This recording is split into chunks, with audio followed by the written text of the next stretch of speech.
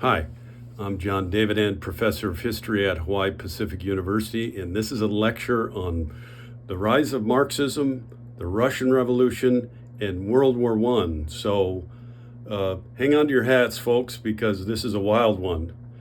So let's start with the rise of Marxism. So Marx writes his Communist Manifesto in 1848, and as I've said previously, the Communist Manifesto is some sort of motivation for working men to support the revolutions of 1848.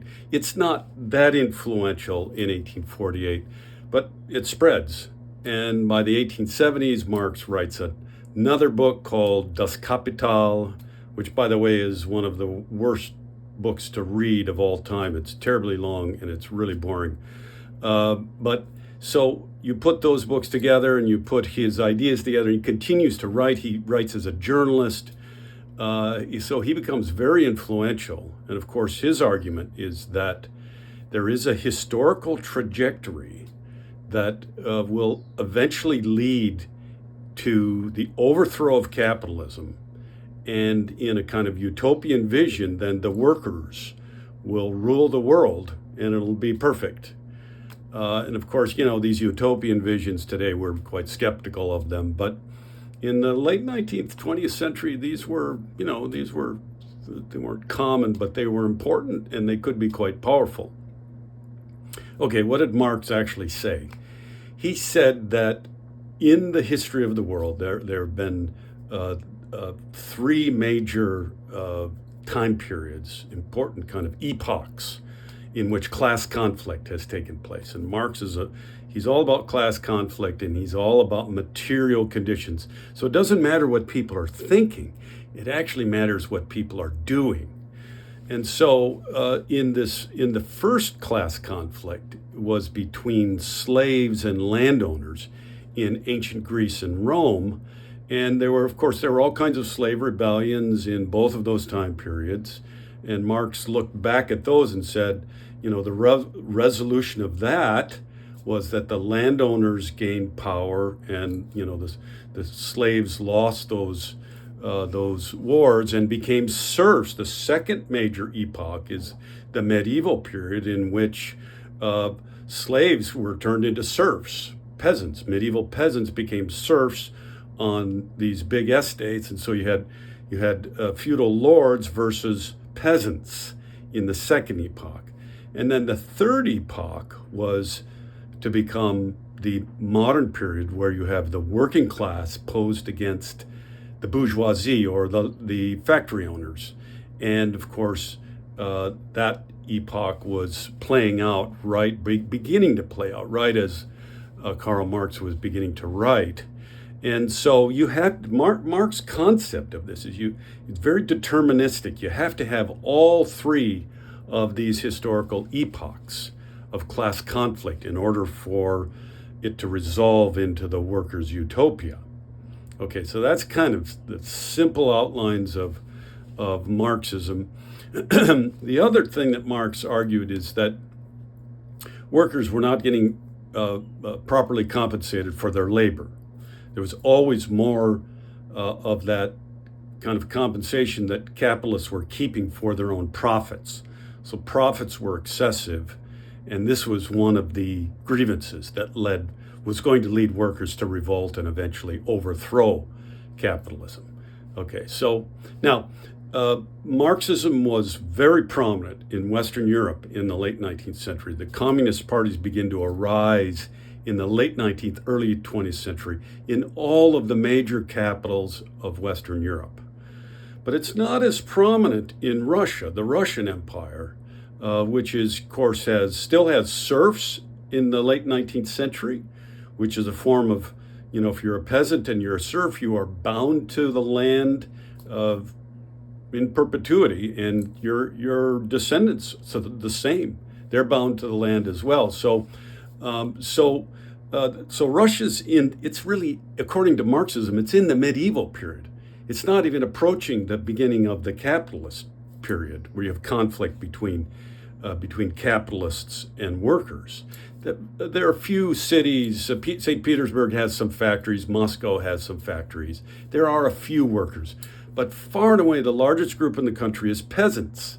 They're illiterate, and the question for Marxists in Russia, are they ready for revolution? Now, so there's some Marxists who arise. The most famous Marxist in Russia is Vladimir Lenin.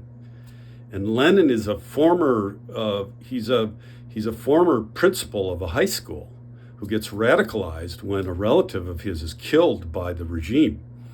And then he has to flee. He flees to Siberia, and then he flees to Western Europe, to Geneva, Switzerland, and spends about a decade there. And so Lenin is thinking about Marx and thinking about all of these things, and he doesn't see that Russia is actually ready for the kind of revolution that Marx argues for. The problem is that the proletariat, which is the working class, is really too small and definitely not ready for a revolution, full-scale, successful revolution. There is a small revolution in Russia in 1905 in the cities, and it's put down brutally. It fails completely. And so, Lenin is looking at this as well and saying, nah, that's not going to work. And so what Lenin does is he rearranges Marx's ideas, and he says, you know what we need is, we don't have a strong enough working class, so I think that professionals should lead the revolution in Russia. And that's like Lenin. He's a professional revolutionary. So, don't rely on the working class. You certainly can't rely on peasants because they do not have a revolutionary mentality. Rely on the professionals. Okay. The second thing is Lenin said, throw out stages.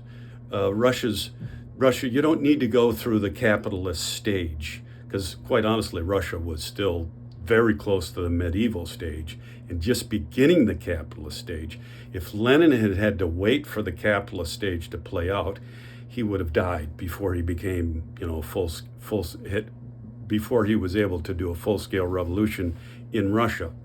And then the third thing that Lenin said is, the revolution will be revolutionary. It doesn't necessarily have to be democratic.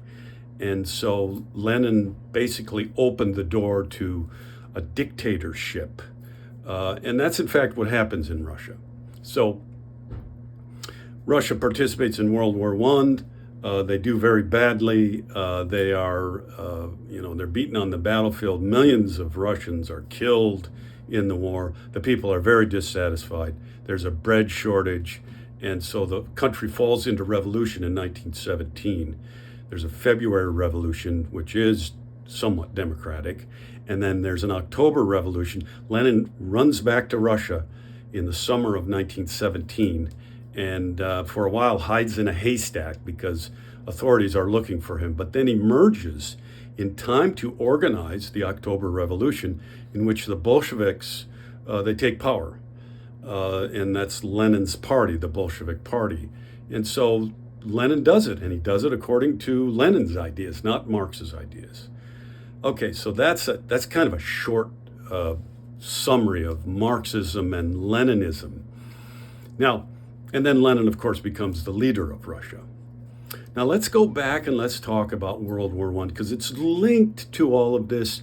World War I is a crisis, and it's especially a crisis in Russia because of the number of war dead and the poverty, and so it produces a revolution. So let's look at World War I. And, to look at World War I, first of all, we need to answer the question of the causes. This is very controversial. Historians disagree about the causes of World War I. Some historians have argued that there is no cause to World War I, to which I say bunk. That's simply not the case. But so when we look at the causes, the first major set of causes is the secret alliances that were signed on to in the late 19th, early 20th century. Now, so what happens is the French the nation of France is in trouble because the German Empire has occupied it in 1870 and really kind of dominated it. And this makes the French very afraid of another German invasion. And so what the French do is they do a secret alliance with Russia in order to protect themselves from a potential a second German invasion. And I'll talk about this a little bit more. But so the secret alliance is there, okay? And then the Germans hear about this because it's secret, but not completely secret. And then the Germans go, well, we have to protect ourselves. So they form an alliance with Austria-Hungary. And so this is all taking place. The British get involved later. The Italians get involved later, and the Italians actually switch sides during the war. So there's there's some crazy things that happen with this alliance system. But what it does is it sets up a situation where the agreements in the alliance call for mobilization if that country is another country, the enemy is mobilizing against your alliance partner, then you have to mobilize as well. So these are alliances which are kind of pitched to war. And eventually then the British in 1911 sign a kind of early treaty with the Russians and the French, and then they actually join the war in World War I on the side of the Russians and the French. Now, the other things that are going on here, so the alliance system is bad, and that's an alliance system which pushes each nation towards mobilization and then war. The other thing that's happening is that there's an arms race between Great Britain and Germany, a naval arms race, building battleships before World War I. And anytime you see these arms races, you think, okay, they might end up in war. The third reason is that there is imperialist competition in other parts of the world between the great powers, between France and Germany, for instance. In northern Africa, there's competition. And between Great Britain and Germany in East Asia, there's some competition for the control of the Pacific and these areas. So so imperialism actually plays back. This is quite frankly a smaller cause. It plays back into tensions that are increasing between these nations. Now, as to the immediate causes of the war, it's really about the alliance system, and this is where it gets really complicated, so hang on. So the French and the Germans have an alliance. Pardon me, it's so complicated I can't remember what it is. The French and the Russians have an alliance. And the Russians have an alliance with the Serbians. And the Russians are also allied with the Bulgarians. They kind of run Bulgaria's foreign policy. Serbia is a new state in the Balkans. It's a very aggressive state, and they want to take over other countries where Serbians live. They want what's called a Greater Serbia. And so the Russians are committed in the Balkans on the side of Serbia. And so the French actually become committed to Serbia as well. And the French have money. And so they give loans to Serbia to help Serbia build its army. And they also give loans to Russia to help Russia's industrialization, but also to help Russia build railroads that run from east to west towards the border with Germany. And the French are very clear about this. They do this because they want the Russians, in the case of a mobilization, to be able to move their troops very quickly into position on the border with Germany. Why is this? Because they want the Russians to mobilize so that Germany has to mobilize on the Eastern Front, and then will have to split, it'll have to divide its force, and when it mobilizes on the Western Front, it won't have as many troops, and the French think they can handle that. Now that turns out to not be true, but that's the thinking. Okay. Summer of 1914. Oh, before the summer of 1914, there are two Balkan wars that involve Serbia's aggression. And so the other player in the Balkans is the Austro-Hungarian Empire. And the Austrians are very unhappy with Serbia. They're concerned about Serbia's ambitions. The Austrians take over Bosnia in 1908. This was territory of the Ottoman Empire, which at this point is collapsing. So this is how this is really complicated. But so the Austrians are involved in the Balkans, and the Serbians want them out. And so the Serbians set up a secret society called the Black Hand. And this is a group organized around the number 2 in the Serbian military. And it's a group of people who are trained to be assassins.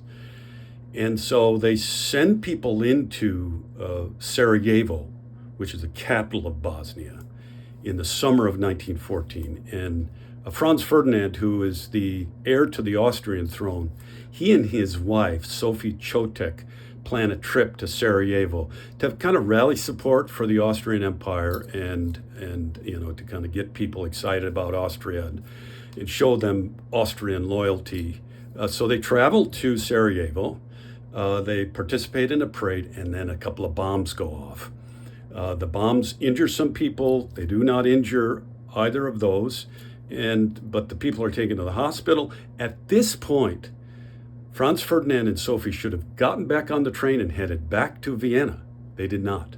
They visited the hospital and wanted to kind of show sympathy with the wounded, and then they rejoined the parade route.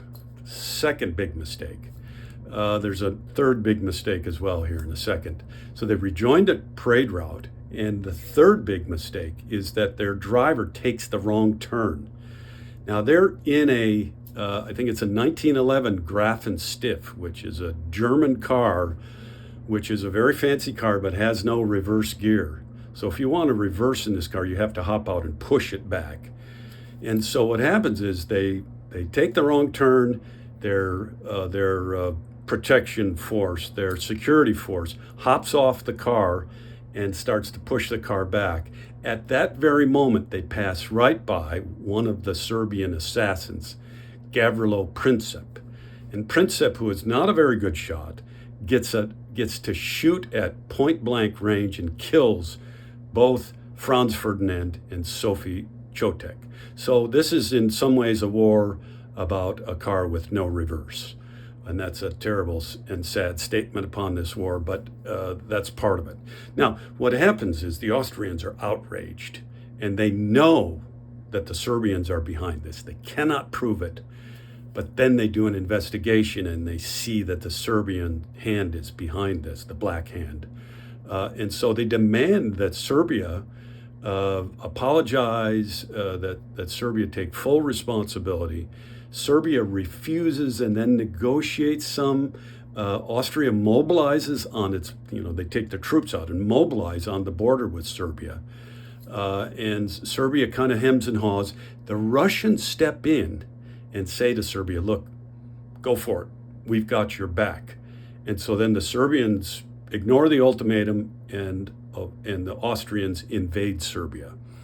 Now at that point, the Russians begin to mobilize against Austria. And then Austria, see, this is where these secret treaties come into play, because Austria mobilizes against the Russians, and then the Russians they're not sure what they're going to do about their border with Germany at this point. But because Germany has an alliance with Austria-Hungary, then Germany is thinking it might have to mobilize, and in fact, it does mobilize against Russia. And then Russia, of course, has to mobilize and puts its soldiers on those trains, the railroads that had been built to the border. And then at that point, the French have to mobilize. And then you've got big trouble. It's going to be very difficult to back down off of all of these military mobilizations. The British offer to negotiate. It doesn't work. And then the British mobilize on the side of the French, who, by the way, historically, the French and the British do not get along at all. But in this case, the British are willing to put this aside. Okay, World War I, bam. It's pretty awful. This is the first modern war in the history of the world. This is a war that's fought by generals who were thinking 19th century rules, but the problem is you have 20th century technology. You have early tanks, you have planes, you have artillery is probably the most devastating, that can throw bombs and projectiles 25 miles. So and you have machine guns, and so the idea of forming lines, lining up against one another, is just a really bad idea, given all of this new military technology. And so what happens is Western Europe, especially Belgium, becomes a killing field. The Germans also, almost in the summer of 1914, almost conquer the French and enter the capital. It doesn't work though, and so there's a stalemate that runs right through northern France, through Belgium, into the Netherlands, and then to the North Sea. And this is basically the line that the Allies and the Central Powers, the intent is what the British, the French, and the Russians are. This is the Western Front of the war, and it moves, but it doesn't move that much. And it's a total killing field. It's really gross. In one day, the British lose hundreds, thousands of soldiers at the Battle of Somme. And so it's a real mess. And there's, each power has losses. Each power is kind of gaining in some ways. And what turns the tide is the United States enters the war in 1917 because the Germans have started doing sinking shipping vessels in the Atlantic. Once again, they had done this in 1915, but the Americans had threatened them, the Germans had stopped, and now they're going to start up again, sinking American vessels. And there was also a telegram, the Zimmerman telegram, that was intercepted by the British. It was intended for the German ambassador to Mexico. And it was a proposal that the ambassador was to put to Mexico that Mexico become an ally, declare war on the United States. And then once Germany and Mexico defeat the United States, then Mexico could regain the territory that it lost in the Mexican War in the 1840s. That would be California, New Mexico, Arizona, Nevada, Utah. It's a lot of territory. When this hit the press, then it made it almost impossible for the United States to not declare war. And so that's what the United States does. They enter the war. In 1918, their troops are fresh, and they really make the difference, push Germany back past its lines, back into Germany itself. And by the fall of 1918, Germany is losing the war, and it's also beginning to disintegrate. Germany in November reaches out to President Woodrow Wilson. The American president says, "Hey, we've had enough. Okay, we need to stop." And so they sign an armistice on November 11th, 1918, and the war ends. Now, what of the peace?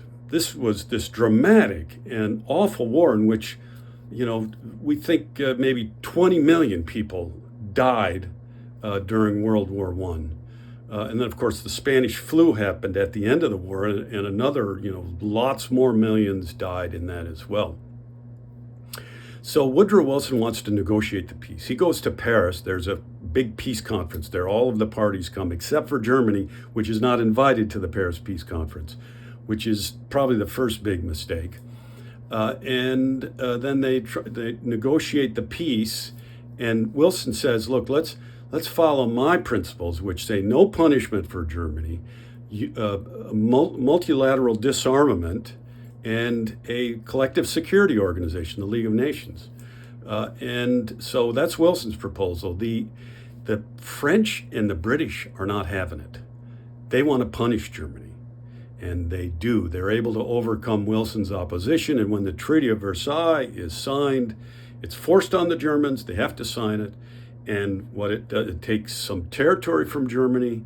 It allows the French to occupy German territory in the western part of Germany, which is very rich in coal and other resources. It limits the German military. The German military is limited to 100,000, and it cannot cross over the Rhine River. No Air Force. The Navy is gone. And then Germany has to pay a massive reparation. Now it's huge. It's not really determined until a couple of years later, but when it's finally determined, it's $33 billion. It's 3 times the amount of the German annual GDP, and the Germans simply cannot do it. They cannot pay this, and so what happens in the post-war period then is the Germans are truly punished, and they try to make these reparations payments. The payments go to the British and the French, but in 1923 they have to default on the payments because they're printing money. The more and more money, the money is worthless. They're having hyperinflation. Their economy is falling apart, and they simply can't make these payments anymore.